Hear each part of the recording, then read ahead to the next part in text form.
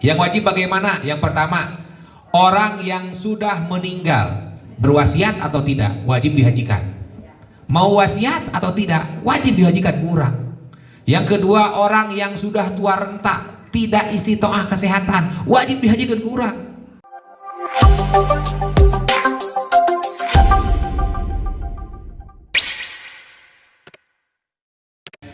Yang ketiga, ada niat haji badal. Ini dasar hukumnya badal. Dasar hukumnya dari hadis yang pertama ini dari Ibnu Abbas. Suatu ketika ada seorang wanita dari Juhainah datang kepada Rasulullah Shallallahu Alaihi Wasallam, dan wanita tersebut curhat ke Nabi.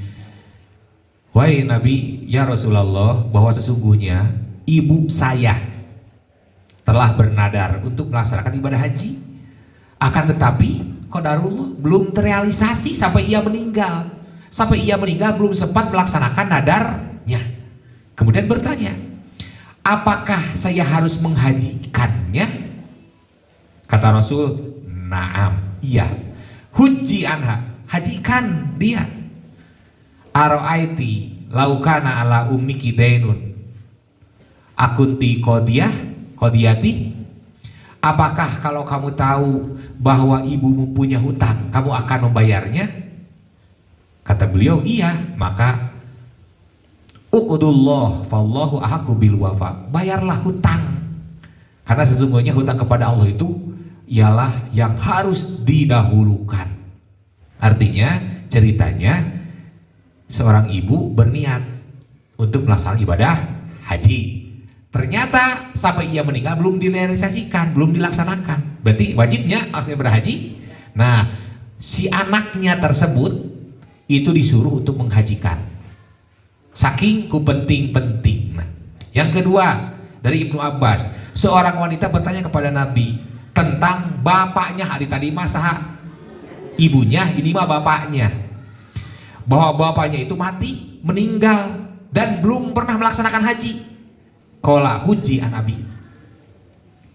maka hajikan cenah bapakna. Dari sini, dari dua hadis ini sudah bisa kita ambil kesimpulan. Yang pertama, seorang anak menghajikan ibunya. Yang kedua, seorang anak menghajikan bapaknya. Berarti haji itu bisa dilakukan lintas gender. Paham deh? Walaupun ihramnya berbeda kan? Seorang laki-laki bisa menghajikan perempuan, seorang perempuan bisa menghajikan laki-laki. Selanjutnya, hadis selanjutnya, bahwa seorang wanita bernadar untuk melaksanakan ibadah haji, namun sampai meninggal dia belum melaksanakan ibadah hajinya. Maka setelah meninggal datanglah saudaranya kepada Rasulullah dan mengadukan hal tersebut. Kata Rasul, hajikeun atuh. Gitu. Nah, ini mah saudaranya, berarti orang lain kan? Bukan anaknya. Nah, berdasarkan banyak hadis yang saya kutip hanya 3 ini, maka haji badal itu menjadi sebuah kewajiban, bukan ihsan, bukan. Kan kalau ihsan mah kebaikan. Misalkan begini, ibu punya orang tua belum berhaji. Nah, sedangkan haji itu hukumnya wajib. Kalau ibu bapak sayang terhadap orang tua, hajikeun cepat, memakai uang ibu, karena menjadi kewajiban. Kewajiban kewajiban almarhum. Ditakutkan walaupun amal ibu bapak kita baik, bagus, hebat amalnya, akan tetapi dia punya hutang kepada Allah belum dibayar, yakni naon? Haji. Maka ditakutkan.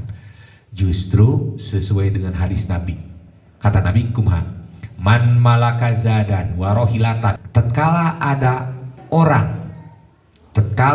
orang yang mempunyai perbekalan, sanggup untuk melaksanakan ibadah haji, akan tetapi ia meninggal dalam keadaan belum melaksanakan ibadah haji, maka bisa saja meninggalnya itu su'ul khotimah, bisa mati dalam keadaan Yahudi atau Nasrani, naudzubillahi min dalik. Maka haji badal hukumnya wajib, bukan sunat, bukan kebaikan untuk orang tua, bukan. Tetapi jika kita sayang terhadap orang tua kita, jelas-jelas orang tua kita belum melaksanakan ibadah haji, sebisa mungkin ahli waris ngariung. Jika ada harta peninggalan dari orang tua kita, maka ambil dari harta itu. Jika tidak ada, maka orang ngariung. Mun nyaah ka kolot hajikeun. Lanjut. Boleh hukumnya seorang laki-laki menghajikan perempuan, begitu juga sebaliknya. Segala resiko yang terjadi akibat pelanggaran terhadap larangan ihram, maka ditanggung oleh orang yang melaksanakan ibadah haji. Nah, selanjutnya ini hukum badal haji. Yang pertama, badal haji itu hukumnya wajib, yang kedua tidak boleh, ya. Yang wajib bagaimana? Yang pertama, orang yang sudah meninggal berwasiat atau tidak wajib dihajikan. Mau wasiat atau tidak wajib dihajikan kurang. Yang kedua, orang yang sudah tua renta tidak istitoah kesehatan wajib dihajikan kurang. Karena orang yang sudah tua renta itu tidak memungkinkan dia untuk melaksanakan ibadah haji sampai meninggalnya. Mun urang mah teu kabayang damangna.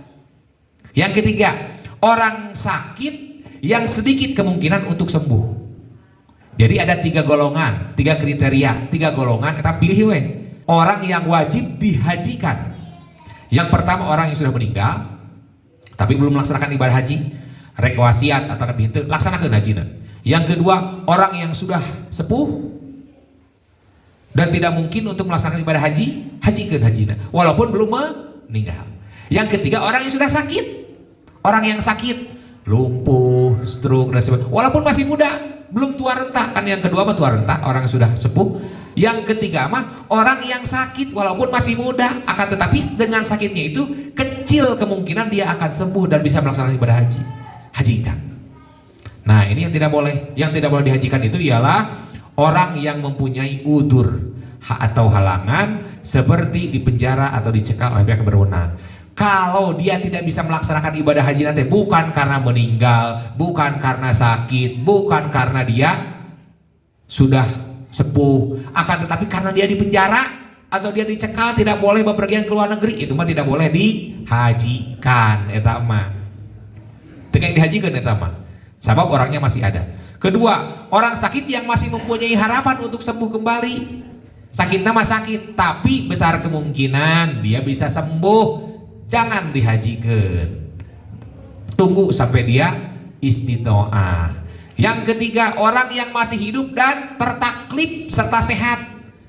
Jag-jag waringkas biasa sepuh nate masih kataklif, tidak boleh dihajikan.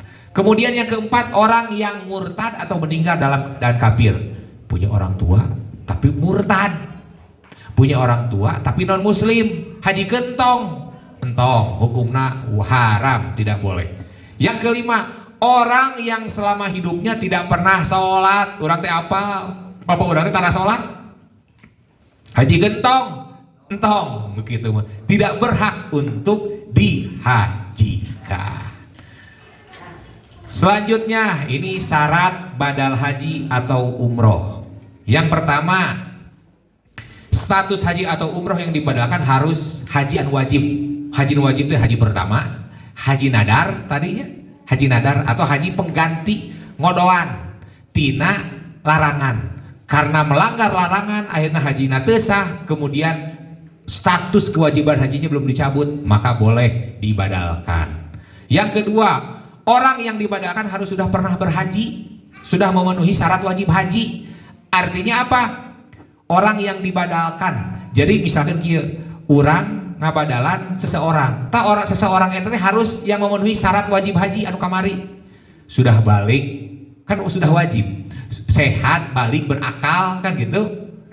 Nah, tidak boleh menghajikan anak kecil yang belum wajib, wong dia aja juga belum wajib menyaku orang dibadalan.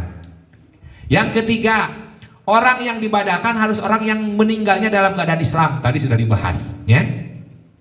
Kemudian selanjutnya, orang yang jadi badal, kita mah anu jadi badalna ya, harus berniat menghajikan atau mengumrohkan orang lainnya di waktu memulai ihram. Jadi niat ihramnya dari awal, niat badalnya dari awal. Nanti ada redaksinya. Di mana? Di mikot tentu saja. Yang kedua, orang yang jadi badal tidak boleh berniat haji atau umroh untuk dirinya sendiri karena sudah ngabadalan batur, sudah mengganti orang lain. Tapi bisa nanti an wa ahramtu bihi an dari si anu bin si anu, tidak boleh berniat untuk dirinya sendiri. Yang kelima, orang yang jadi badal harus sudah memenuhi syarat sah haji. Nu kamari terus dibahas. Selanjutnya, orang yang jadi badal harus sudah terpenuhi kewajiban haji untuk dirinya. Tos ka haji. Maunya jadi badal haji, ari mah can ka haji, berarti kan mahna masih punya kewajiban untuk dirinya. Tong boro pikeun orang lain aja lagi belum terpenuhi gitu. Jadi orang yang sudah pernah melakukan haji. Yang kedelapan, orang yang jadi badal harus berniat haji untuk satu orang dalam satu kali musim.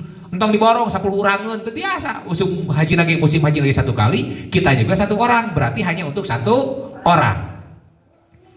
Kesembilan, tidak boleh melaksanakan jenis haji ifrad, tamattu atau qiron di luar perintah kesepakatan. Misalkan sahur anu ngabadalkeun teh Pak Ustad pun Bapak teu acan ka haji.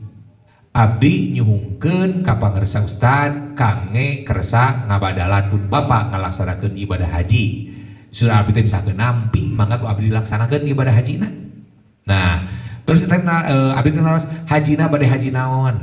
Misalkeun sur itu teh haji ifrad Pak Ustad supados teu apa teh abdi teh kersa. Kesepakatan akhirna mah misalkeun teu kersa, pomin teu kersa berarti batal. Misalkan abdi kersa mangga. Atau nabi surah eta teh hajina haji ifrad alim abdi teu kersa. Upami kersa mah hajina haji tamattu untuk meringankan abdi oge misalkan. Karena daripada abdi sendiri celaka kan gitu. Misalkan abdi siap ngawakilan ngabadalan tapi dengan syarat haji tamattu. Sur itu teh mangga berarti sesuai dengan perintah kesepakatan. Gitu nya. Selanjutnya, biaya pelaksanaan hajinya bisa bersumber dari harta peninggalan tirkah sebenarnya harta peninggalan orang yang dihajikan atau ahli warisnya atau dari orang yang sukarela membiayai hajinya. Ngabiayaan rencangan ketina naon abdi gaduh rencangan karunya tos teu damang tos lumpuh ku abdi teh dihajikeun atau nabi dibiayaan ka Pak Ustad panghajikeun rencangan abdi namina si anu bin anu ya artosna boleh gitu. Nah, terakhir biaya perjalanan hajinya meliputi ongkos dan perbekalan. Jadi intinya apa? Intinya badal haji hukumnya wajib. Komo lamun urang gaduh kahidengan. Badal umroh pun sama. Tatkala orang masih tertaklif untuk melaksanakan umroh, belum pernah melaksanakan umroh, badalkeun umrohna. Badai dilaksanakeun ku Bapak Ibu mangga. Kalau Bapak Ibu memenuhi persyaratan ini. Ngan rata-rata biasanya orang melaksanakan haji belum memenuhi persyaratan. Karena apa? Wong dirinya juga baru melaksanakan ibadah haji atau umroh. Maka oleh karena itu KBIH membuka keran pilih bade anu ngabadalkeun mangga. Abdi tiasa diboking. Pak Ustad wayahna di ditu teh ngalaksanakeun ibadah hajinya kangopun Bapak misalkan. Mangga. Jadi intinya baik umroh atau napi haji itu bisa dibadalkan.